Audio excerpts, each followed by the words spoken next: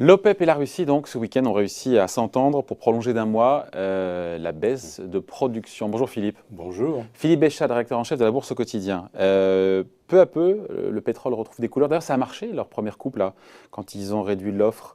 C'était quoi, début mai? Ça nous ramène Même un petit peu avant. Un petit peu avant. Oui, oui. Mais ça a marché, parce qu'au final, on était à 15 $ le baril sur le Brent, on est à 42 aujourd'hui. Et de nouveau, donc, cette coupe de 9 700 000 barils jour, même si en réalité c'est un petit peu moins, parce qu'il y a toujours un décalage entre l'affichage de l'OPEP plus la Russie et la réalité de la fermeture des vannes de pétrole. C'était nécessaire en tout cas de prolonger d'un mois cette coupe dans la production? Probablement. Alors je ne sais pas si on n'a pas déjà compris que ces coupes vont être prolongées bien au-delà du mois de juillet. Je crois que c'est ce que le marché, dès le départ, a intégré. Pas de réunion avant décembre, quand voilà. même. Quand il y a eu la réunion de Vienne là, par téléconférence, ouais. Tout le monde avait compris qu'on se fixait juillet, mais bon, que le truc était reconductible. Alors, après juillet, on tombe à 7,7 millions de barils. Mais bon, tout ça est tout à fait théorique. Donc les pays producteurs ont évidemment intérêt à ce que le cours du baril soit le plus élevé possible. Mais il ne faut quand même pas oublier que c'est l'Arabie Saoudite qui a été celle qui a littéralement effondré les prix en février et mars. Aussi parce que la Russie ne voulait pas non plus conjointement baisser sa production. Oui, mais bon, l'Arabie Saoudite négociait des deals, je veux dire, pas privés, mais l'esprit est le même, c'est-à-dire qu'avec certains pays, l'Arabie Saoudite négociait une livraison de barils à 11-12 $ quand le prix spot Rotterdam était encore à 20 et quelques. C'est-à-dire qu'il y avait le cours officiel et vous aviez l'Arabie Saoudite qui négociait en sous-main. Je ne pense pas que la Russie ait fait la même chose. Ouais. Voilà. En tout cas pour vous, aujourd'hui le Brent, un peu en dessous des 43 $. Oui. Mais pour vous, votre idée, votre point de vue, c'est qu'il n'y a pas de raison objective, logique, rationnelle pour que le cours du pétrole aille tellement plus haut. Et en même temps, l'offre mondiale a diminué massivement. Même aux États-Unis, on pourrait voir qu'il pompe moins, mais pour des raisons différentes. Il y a la demande qui repart à la hausse quand même en termes, puisque les mesures de confinement sont allégées un peu partout. Donc, pour vous, il n'y a pas de raison que ça aille plus haut. On va effectivement traiter ça, on va dire, sujet par sujet. Alors, on va commencer par la réduction. On va finir sur la réduction des productions. Donc on a évoqué l'Arabie, la Russie qui avait laissé planer un doute, qui s'associe au moins jusqu'en juillet, après on ne sait pas. Hein. Vous avez les Américains qui ont réduit la production de 13,2, 13,3 millions de barils jour à 11 aujourd'hui. Ah bah c'est pas rien, 2 millions de barils jour en moins. Ça fait même 2,5 millions de barils en moins, probablement, ou quelque chose qui n'est pas très très loin. Mais de combien la consommation a baissé aux États-Unis? De beaucoup plus. Ouais, ça va remonter là. 2 millions on voit bien barils. Les chiffres de l'emploi, ça y est, 2,5 millions d'emplois ont été créés. Le pays va se réouvrir progressivement. Récupérer, enfin, c'est-à-dire des gens qui ont été licenciés. Vous savez comment ça se passe aux États-Unis. Hein, vous êtes licencié, mais vous êtes prioritaire lorsque l'entreprise réembauche. C'est quelque chose, c'est pas le même fonctionnement que chez nous, mais enfin, disons que c'est quelque chose d'assez classique. Et c'est normal qu'avec la fin du déconfinement, on ait des réembauches dans des tas de secteurs, notamment les plus créateurs d'emplois, distribution, hôtellerie-restauration, etc. Par contre, le phénomène nouveau aux États-Unis, c'est qu'il y a énormément de gens qui ont repris le travail de chez eux. Et ce sont des gens qui ne se déplacent plus en voiture. Il y a quelque chose d'assez extraordinaire, c'est que dans la Silicon Valley, par exemple, les grands bouchons de 7h à 10h du matin et de 16h à 20h ont pratiquement disparu. Beaucoup de gens font du télétravail. Donc aux États-Unis, même s'il y a reprise, on roule moins.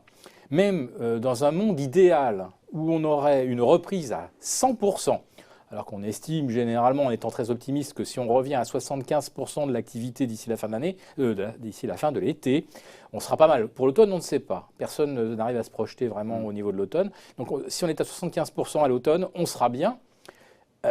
Mais vous avez énormément de gens qui travailleront de chez eux. Et d'ailleurs, la plupart des grandes firmes de la Silicon Valley recommandent à leurs salariés de travailler de chez eux jusqu'à probablement fin septembre, voire fin octobre. Mais au-delà de la Silicon Valley, vous avez Goldman Sachs qui annonce que, à part 5 ou 6% de personnes qui doivent faire fonctionner les ordinateurs, la maintenance, etc., tout le monde travaille de chez soi. Ce sont énormément de gens qui se déplacent en moins. Ce sont des milliards sur la demande. Ce sont des milliards de kilomètres en moins chaque mois. La demande de pétrole américaine.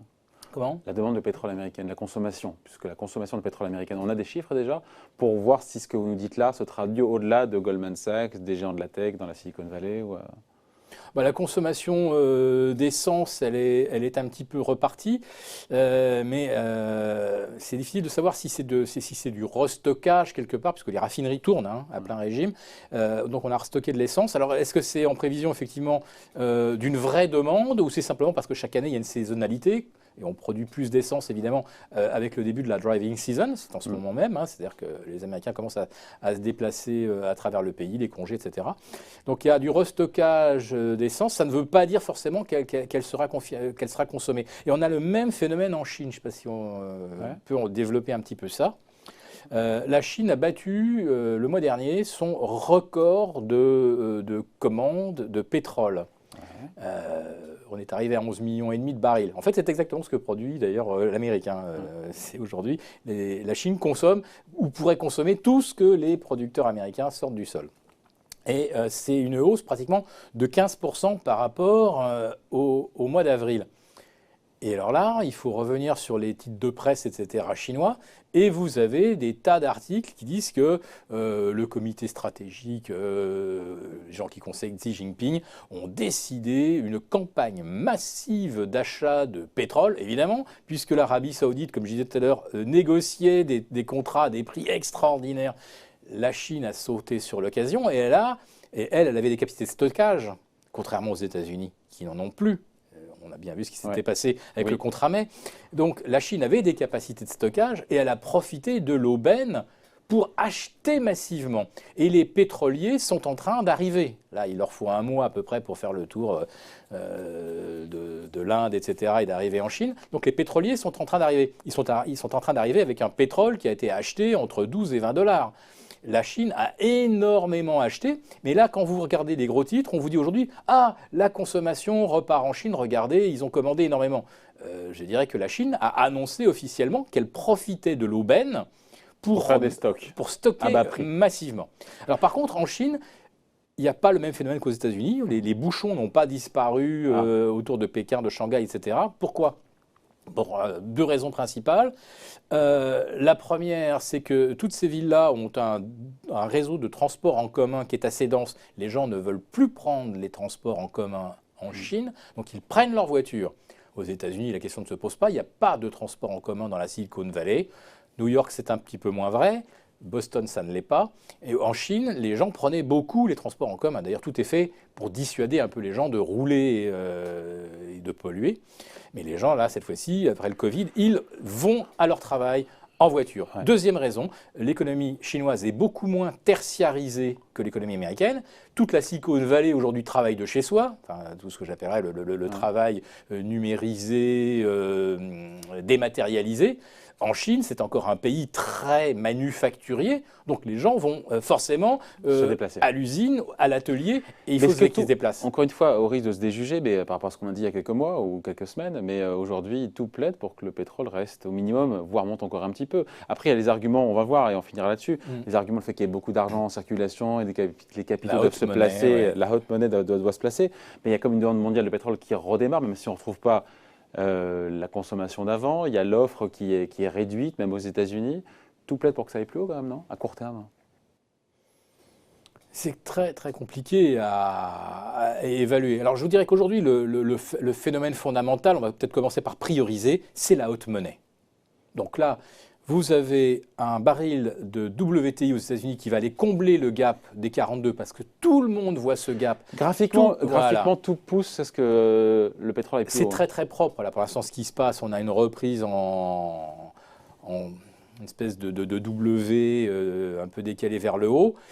C'est une figure vraiment bullish et tout le monde attend le comblement du gap des 42 sur le WTI et en Brent. 45, Ouais. 45-20 Sur le Brent. sur le Brent. Donc ça, on se dit, on va y aller. Ouais. Donc ça va être fait parce que y a tellement eu de hausse sur les actions, 10% la première semaine du mois de juin, ce qui est absolument exceptionnel, Avec phénoménal. 5% la semaine d'avant et 3% la semaine d'avant Voilà, encore. c'est phénoménal, jamais vu, une accélération comme ça n'a jamais existé, 8 gaps à la hausse sur le CAC, ça n'existe pas, ça n'a Jean-Pierre jamais Petit me existé. disait c'est le pendant, juste avant vous, des 38% perdus en un mois. Oui, enfin, 8 gaps à la hausse, ça n'a jamais existé. Voilà, il n'y a pas eu 8 gaps à la baisse dans la correction. Voilà, donc pour mettre les choses en perspective. Donc, il y a beaucoup d'argent qui se disent, là, on est peut-être allé peut-être un petit peu haut, un petit peu fort sur les actions, sur le Nasdaq. Il y a un actif qui, aujourd'hui, semble encore un petit peu en retard, qui n'a pas comblé ses gaps. C'est le pétrole. Moi, j'aurais fait, on va dire, un bon coup ces 15 derniers jours sur les actions. Je lèverai le pied sur les actions aujourd'hui sur le pétrole. et j'irai sur le pétrole. Parce que je dirais que derrière, il y a tout un discours, tout un narratif qui effectivement veut dire on déconfine, ça repart. Regardez la Chine qui commande à tir l'arigot. Il ne faut pas oublier que ce que la Chine a stocké, maintenant, elle va mettre vachement de temps à le consommer. Le pétrole est arrivé physiquement. Mais votre idée, c'est que même si, encore une fois, graphiquement, parce que l'argent coule à flot, les liquidités poussent le pétrole et qu'il y a une histoire à raconter derrière, fondamentalement, on finit là-dessus. Pour vous, la demande, la consommation mondiale de pétrole, on ne retrouvera jamais les niveaux d'avant-crise. C'est ça votre idée? Absolument. Qui met un plafond à, je ne sais pas, 45-50 $, je ne sais pas où. C'est ce que je disais à propos de la Silicon Valley. On ne roulera plus jamais. Enfin, la Silicon Valley, ce n'est pas le reste du monde non plus. Non, mais parce que c'est l'exemple le plus parlant. Voilà. Et parce que c'est le symbole de l'économie tertiarisée qui peut travailler à distance. Donc, jamais on ne retrouvera les niveaux de circulation aux États-Unis qu'on avait le 26 janvier. Je prends cette date-là parce que c'est la date où la Chine s'est confinée et c'est la date donc à partir de laquelle les Chinois ont cessé de circuler. Voilà. C'était le premier consommateur ou le deuxième consommateur de pétrole au monde. Enfin, la Chine est le premier aujourd'hui importateur. C'est le deuxième consommateur derrière les États-Unis. Donc, à partir du 26 janvier, les Chinois ne roulent plus. Donc, déjà, la demande de pétrole, elle a commencé à baisser. Et on ne va jamais retrouver les niveaux de demande de carburant qu'on a pu avoir au 26 janvier 2020. C'était le pic de consommation. Ensuite, il y a l'aérien qui consomme 8% du pétrole, qui est durablement affaibli, évidemment. et dont on pense que d'ici la fin de l'année, si on est à 65-70% du trafic qu'on avait justement au 26 janvier dernier, on sera pas mal. Donc, faites le calcul. Allez, même prenons un chiffre qui facilite tout. 75% de retour à la normale du trafic. Autrement dit, 75% de 8 égale 6 millions de barils. Il y a 2 millions de barils qui ne seront plus consommés par l'aérien, au moins jusqu'en 2023. Voilà. Donc, il y a des tas de demandes structurelles qui ont disparu. Et vous rajoutez là-dessus des gouvernements qui font des plans de soutien à l'automobile électrique. Et en disant, allez, on va pousser vers l'électrique ou au moins l'hybride. Donc de toute façon, les voitures vont moins consommer d'essence, voire certaines ne consommeront pas d'essence du tout. Les gens vont moins rouler, les gens vont moins se déplacer pour des voyages d'affaires. Tout le monde a téléchargé l'application Zoom, Teams, OBS, etc. Tout le monde travaille à distance. Donc structurellement, la demande de pétrole va décroître. Dans l'industrie, puisque là on a une magnifique illustration d'une belle raffinerie, mais le problème c'est qu'aujourd'hui les entreprises vont de plus en plus se raccorder à des champs d'éoliennes, à des champs de photovoltaïque. Moi, j'ai vu ça en Chine. C'est un océan de panneaux. C'est des kilomètres carrés. Nous, quand on installe 10 hectares de panneaux solaires, on dit c'est merveilleux. En Chine, vous installez 40 km² de panneaux solaires, c'est une petite unité. C'est la démesure évidemment du pays. Voilà. Donc pour vous, rationnellement, il n'y a pas de raison que le pétrole flambe beaucoup plus que ce qu'il n'a fait jusqu'à présent. Alors, il peut flamber si d'un seul coup, les pays producteurs se disaient « Ah bah, faut qu'on continue de réduire la production ». Alors, heureusement, il y a l'Arabie qui le fait. Il y a des pays qui sont disciplinés, notamment le Nigeria, Irak, qui suivent vraiment, là on est à peu près certains, qu'ils ont vraiment refermé le robinet et qui s'y tiennent. Il y en a beaucoup dont on ne contrôle pas vraiment ce qu'ils font. Je ne vous parle même pas de la Libye. C'est un pays, on ne sait pas du tout ce qui peut être exporté, pas exporté, pour les conditions géopolitiques qu'on connaît. Donc, il faudrait que les pays poursuivent et prolongent ces réductions. Or, ils sont contraints en interne par l'Arabie Saoudite. C'est la paix sociale, elle est achetée évidemment à coût de subventions. Et pour ça, il faut que le baril soit. Et il faudrait qu'il soit au moins à $50. Même, enfin, tout. Moi, je ne vais pas le faire parce que là, ça serait long, mais tout a été calculé pays par pays. Combien faut-il que le dollar soit vendu pour que le pétrole soit vendu pour que le budget du pays soit équilibré. Ouais. Mais l'Arabie Saoudite va emprunter énormément cette année. Il y a des tas de pays qui vont devoir emprunter et qui sont dans une situation budgétaire terrible. Donc, parce que leur recette fiscale ne dépend effectivement du pétrole et que le reste est comblé sur le marché. Donc, je veux dire que ces pays-là ne peuvent pas non plus réduire la quantité vendue parce qu'ils ont besoin de dollars et que s'ils ne les ont pas, leur dette, elle sera en défaut tout simplement. On n'en est pas encore là. En tout cas, voilà, un pétrole à quasiment $43 au moment où on se parle sur le Brent. Voilà, donc on va vers 45 pour le WTI 42. Après, il faudra qu'on se pose la question fondamentalement, où est-ce que ça peut aller?